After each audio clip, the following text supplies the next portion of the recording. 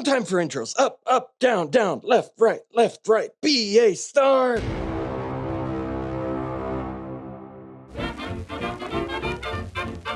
First up, I met with one of my favorite NPCs, Ascadelia, and she took me through the Allplay level. Let's go! Soda Jerk is like if this and this were combined into a 20-minute game, which means it's vying for the best Allplay tiny box yet. In Terrible Quest, you rip out certain symbols within a time limit. It's a stress-inducing novelty that has a surprising amount of content in the box, but still isn't for me. Llama Llama is like if you took Panda Panda, added math, made it for only 4 players, and made me like it less. Vivo is a trick taker that changes how you can follow suit, and I love it. It's vying for my #1 tiny box, and it might be one of my favorite trick takers. Twinkle Twinkle is a beautiful intro tile layer. I've only tried the basic rules with no expansions, and I'm hoping that stuff adds some more angst to the turn order mechanism, because right now it feels too tame for me. These 3 prototypes are not out yet, and I was smuggled to them in a back alleyway. But Savage Bowl is mostly a trick avoidance game where in the first half you can slough cards by being yellow carded, and in the second half you see how the hand you've crafted plays out. It's unique and the art is nuts, and it's just a great time. In Pinatas you want to trick avoid so you can wait to get the best candy, but wait too long and the pinata will burst, leaving everyone else with candy and you with a blindfold on. It's simple, hilarious, and it's just the best art and theme. Sick Tricks is if you take the crew and not only make it competitive, but bid on which sick tricks you think you're gonna pull off. It's a mind melder of a trick taker, and I love its theme. And I love the whole game, honestly. I got a sneak peek at some other incoming Allplay games, like a Kabuto Sumo version of Strike, a 1920s high society, and a tiny game called 3 Witches, and a bunch more.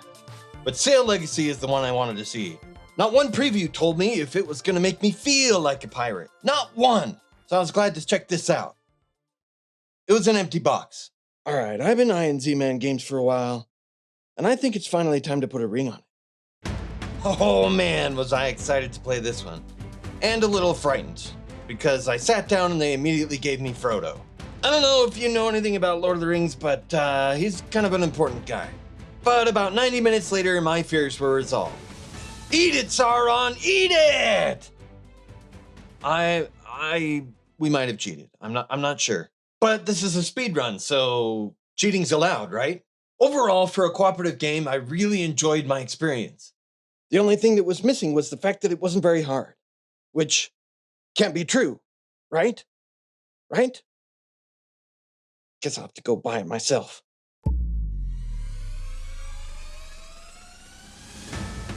Leader Games was demoing their new expansions to Ahoy! I especially love this turtle because it looks like he's holding his breath while being flung through the air. If you want my quick take on Ahoy, I still think it's a good stepping stone to Root. It's simpler, the downtime's cleaner, and then the expansions add some nice complexity. Is Root still better? Yeah, there's less restrictions on which factions can be in play in Root. But then you can't play a giant sea monster like you can in Ahoy. Honestly, if you like the asymmetry in one, you'll probably like the asymmetry in the other. Especially with the new expansions. They kind of complete the experience of Ahoy, in my opinion. Naturally, I used my bowtie credentials to get some sneak peeks at Oath Foundation. I can say that this game got more bonkers, with more to negotiate, and I just might be more in love with it. Look at this condition. That's just like, what? Now, will I ever get a group to consistently play it? Unlikely. Will I dream about it anyway? Yes. Yes, I will. I also got a chance to play the new Root Homelands expansion with Lord of the Board on the Gorge map he designed, with Patrick Leader, and with the new factions and the new deck, and some other great people. If you're wondering if it was awesome, it was. I also had a giant headache. I got to play the Frogs, which are quite frankly my new favorite faction. I like them because they're kind of militant, kind of insurgent, and they have to balance how to switch back and forth to do well. And that's just my jam. Plus Kyle Frere and Frog art. Frogs! How could you not love them? Overall, this might be one of my favorite expansions for Root. I liked all of the factions, the maps are cool, and I liked the new deck. Hooray, Root! Also, in case you are unaware, there's a new box-shaped thing that's headed right for us. All I could get out of the staff was that it takes a heist negotiation game that is not cooperative. It sounds rad. And also, these are the kids from Fort, right?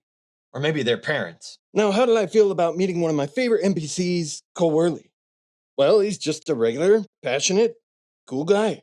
His passion keeps him pretty busy, so I didn't get to interact with him much. But he's alright. And no, I didn't pat Cole Wehrlegig on the head. It's called respect. And laziness. But in the midst of an oath playtest, suddenly I looked up and there was another Whirly brother. Drew! Without notice, I was caught up in a Wehrlegig side quest. Drew whipped out a prototype and suddenly I was third wheel between the Whirly brothers discussing whether this PAX game should have a map. I was not allowed to film this map because we all know how that went last time. Honestly, as Drew was showing it to Cole, I just sort of nodded my head and smiled. And I couldn't hear a thing. There was just this song stuck in my head. Oh, I just got to be in the room where it happened, the room where it happened. Actually, nothing might have happened at all because this is a prototype. Obviously. And anything can change. I got to play test this game as a completely upright and honest company man. I don't see what the big deal is with me getting all the money and nobody else. Anyway, I liked the asymmetry, and I don't know if it was just me, but it felt like a relatively easy PAX game to learn. I liked it, and I do hope they throw a map in there after all, so it really feels like a town. Also for my trouble, in air quotes, Drew gave me a Wehrlegig shirt for his birthday. It doesn't fit, but I look like a wizard, Harry. They also gave me a Molly House shirt. It also doesn't fit. Happy birthday, Drew. I got to hang out and introduce Arts the Blighted Breach with Matt from SCPT, whom I've been listening to for like 5+ years. I thought Matt and I did fine considering the circumstances, but like half the people there hadn't even played ARCs. What? And the other half wanted to play test the Blighted Breach. What? I don't know, it was still fun, but honestly, I want to hang out with Matt on a chill day. Now, it's time for the mini-boss. Apparently, all these Oath Foundation games were being turned into a story and then turned into a puppet show. For some reason, I was asked to participate in this puppet show. Puppetception. Of course, I said yes. I guess they thought I might know what I was doing. Honestly, the fact that this happened at all, let alone that I got to participate in it, is why Leader Games is my favorite game company. Just, you guys get me. All right, let's talk the next level, which is everything else. I got to learn High Tides from the designer, and boy, this is just a great travel 2-player game. It's like if you took Hive and took out all the special abilities and made it all about the spatial awareness. It's chill, but somehow tense, and my daughter is taken to it. Oh, I also crushed the designer's face in! Love you, Marceline. Thanks for teaching me the game. The only reason I think I like Fliptoons is because I can justify playing Cuphead music in the background. It's a simultaneous deck-building game that I wish had some push your luck in it, or something. Right now, it's just okay. But the art is stellar. On a similar note, 3 Tricky Pigs I learned from the publisher and designer and was my game of GenCon. How you win a trick flips on its head when the wolf comes. And when you combine that with a bid, some Huff and Puffs, and add some great art, and I'm sold. I learned No Loose Ends from Pete, a designer in his own right. And this might be my new go-to game for teaching people bidding in a trick-taking game. The theme works, the game's fun, and it's just a straightforward good time. I took a chance on the Infiltrators as a deduction game for my wife, and unfortunately I'm just not sold on it. I think we need to play it more, but for now my opinion is that I'd rather play the Crew, because it feels like similar deductions, without all the fiddliness. Nah. Oh, that could be, well... Nah.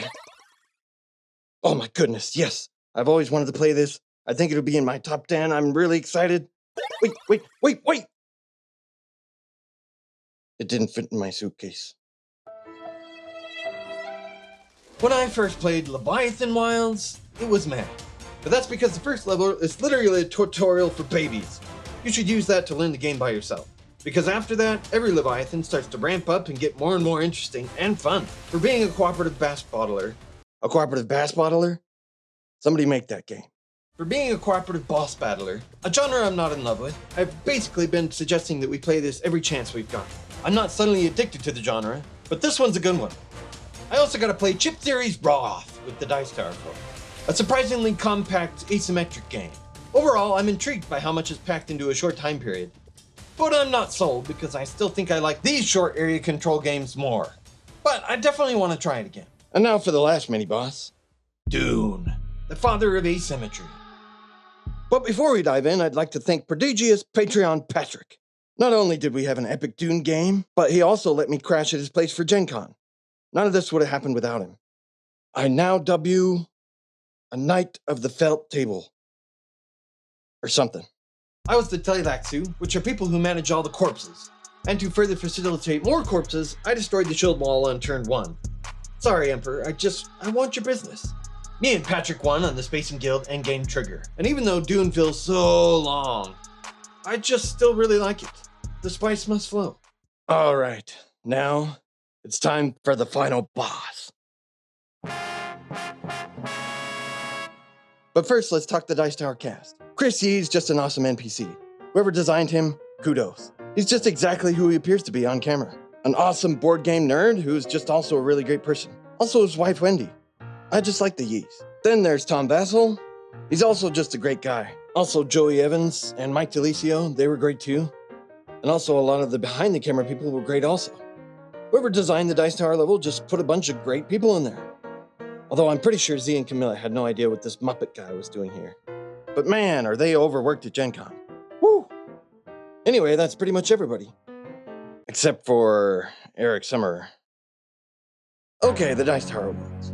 You know those Olympic movies when the main character works so hard and they finally get to the Olympics and then there's like one final moment where everything needs to go great and then they get tripped a little, break both their legs and fall down. And then the rest of the movie is like a horror show coming away from that. That's what happened to me here. A lot of people said I did fine and I don't know. I just kind of know what it was supposed to be, so it didn't go fine for me. I'm not going to go super in depth, but honestly, our setup just kind of didn't work for me because we couldn't test it. And that means I didn't have my timer and I didn't have my notes. So I was just essentially kind of winging it, which is what the skit feels like. Sorry, Eric Summer. And honestly, I think that would have been okay if I had managed to stay under the time limit, which I did not. You live and you learn. Is 11:52 a good time for this Gen Con review game, or it's not really a leaderboard? I'm just going to say world record. So, would I recommend my Gen Con experience? I got to hang out with the people I wanted to and play some great games. How could that not be fun? Anyway, until next time, thanks for watching, and I'll see you later.